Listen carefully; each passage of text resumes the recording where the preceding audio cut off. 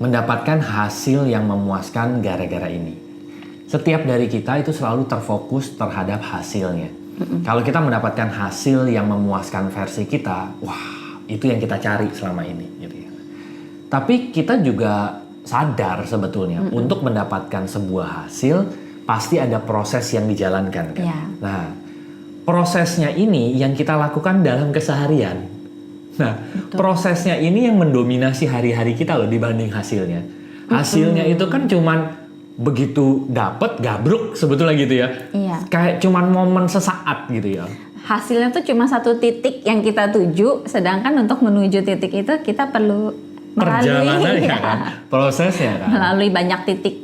Iya, nah jadi sebetulnya hasil memuaskan itu gara-gara apa sih? Gara-gara kita menikmati prosesnya.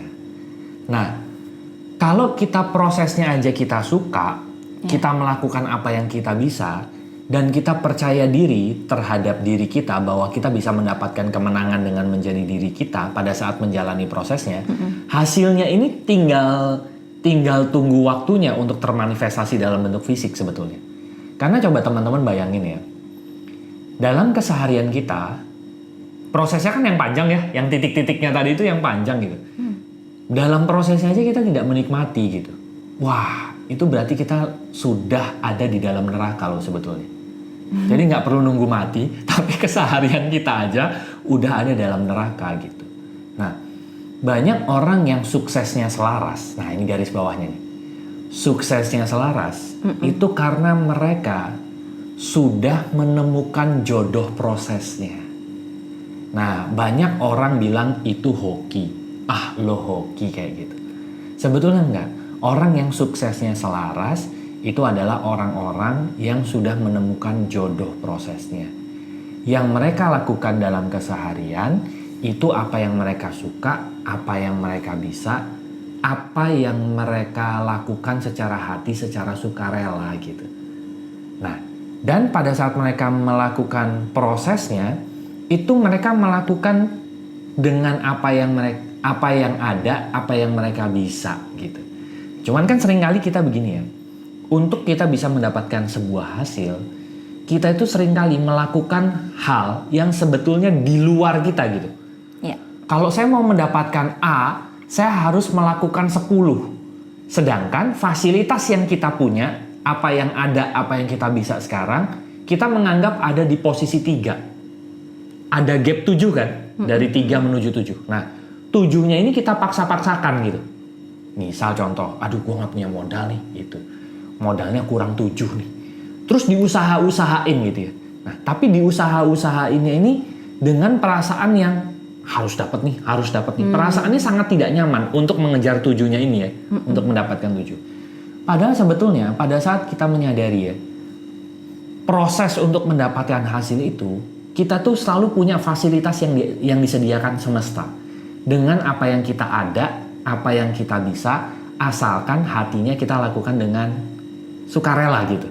Ya. Nah, cuman seringkali kita fokusnya dengan apa yang kita tidak ada sebetulnya. Nah, dan akhirnya karena kita fokus atau mengejar sesuatu yang tidak ada itu, akhirnya kita merasakan kesehariannya, tidak menikmati prosesnya dalam menjalani kesehariannya itu malah kemerungsung sendiri gitu. Nah, sekarang pertanyaan besarnya adalah bagaimana kita bisa membuat diri kita percaya diri dengan apa yang kita sudah ada, apa yang kita punya. Menurutmu gimana? Untuk akhirnya kita bisa menikmati prosesnya. Pertama, kita untuk menikmati prosesnya ya, kita perlu mundur dulu ya.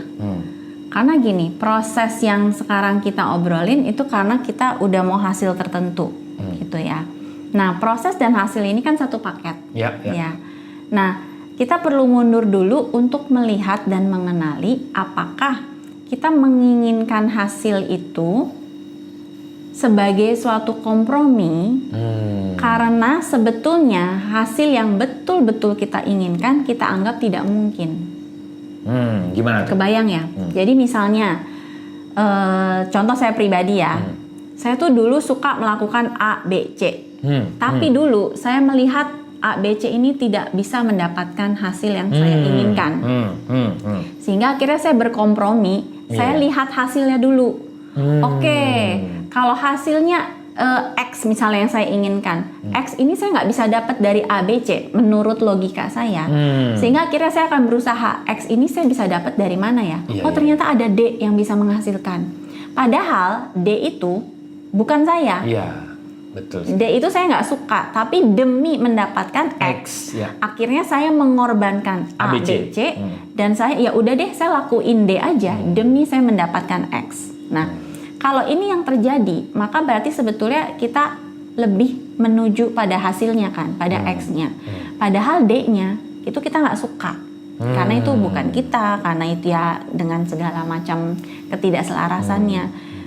Kalau sudah begini, sebetulnya ya kita perlu mundur, kita perlu tanyakan kenapa kita menginginkan X itu dan kenapa kita melihatnya dari D.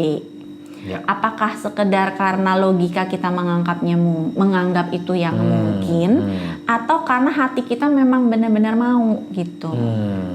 Karena kita hanya baru bisa menikmati proses kalau itu datangnya dari hati plus didukung oleh logika.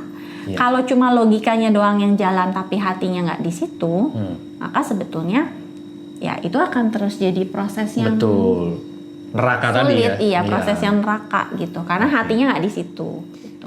Nah sekarang gimana kita bisa meyakinkan diri kita untuk akhirnya kita bisa menikmati sukses yang selaras tadi. Gimana kita bisa meyakinkan diri kita bahwa A, B, dan C itu ternyata bisa menjadi jalan untuk mendapatkan X. Itu kan seringkali yang begitu ya. Gue mau X-nya, tapi apa iya ya? Apa yang gue bisa, apa yang gue suka, itu bisa membawa gue menuju X. Nah, gitu. Gimana Bu, menurut Ibu? Ini ada paradoks yang menarik sih ya. Ini kayak yang beberapa video yang lalu kita bahas. Sukses dulu baru bahagia atau bahagia dulu baru sukses. Nah, kalau di yang proses yang sekarang kita lagi obrolin, itu adalah soal percaya dan jalan. Kalau orang banyaknya maunya saya percaya dulu bahwa saya bisa berhasil, baru saya jalan.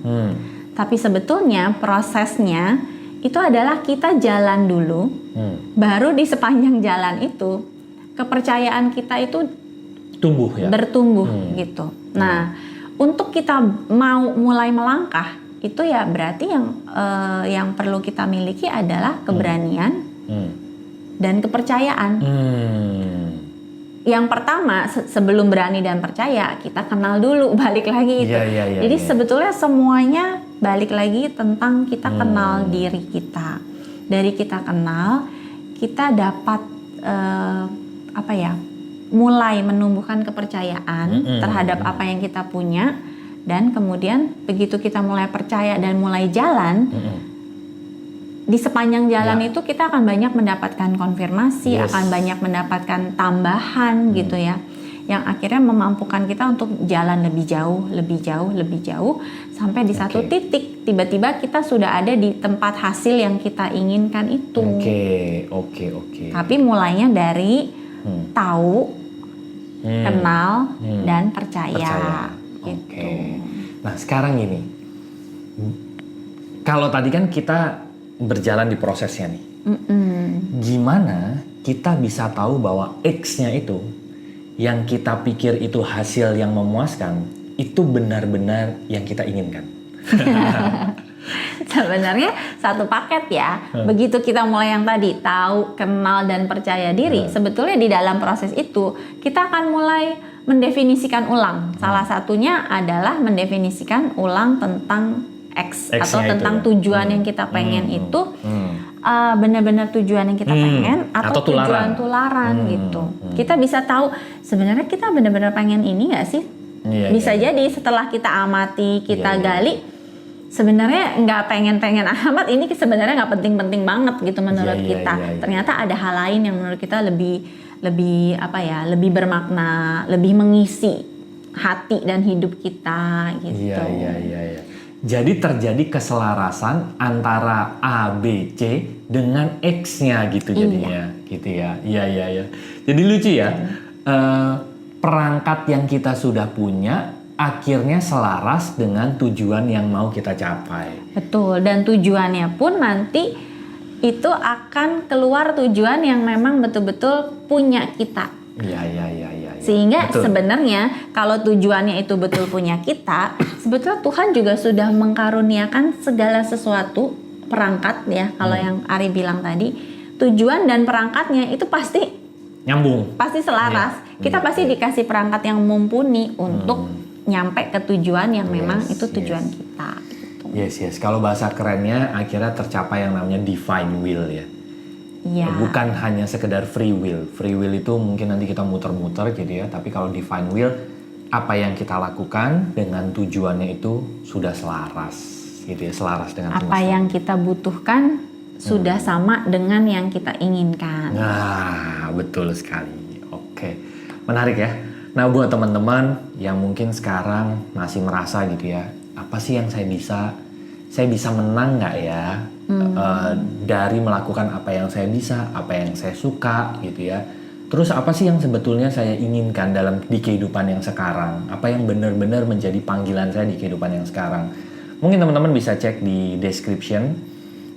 Siapa tahu Human Design atau Individuation Journey dengan Jinky itu bisa membantu teman-teman untuk menemukan hal tadi. Cek aja di description, link di description. Teman-teman bisa ngobrol juga dulu di WA di sana, atau nanti kita bisa ngobrol-ngobrol bareng di private consultation bareng Rusi juga, atau setiap hari Kamis kita ada Zoom bareng teman seperjalanan lompatan hidup. Oke? Kita ketemu lagi di episode mendatang. Thank you. Bye bye. See you.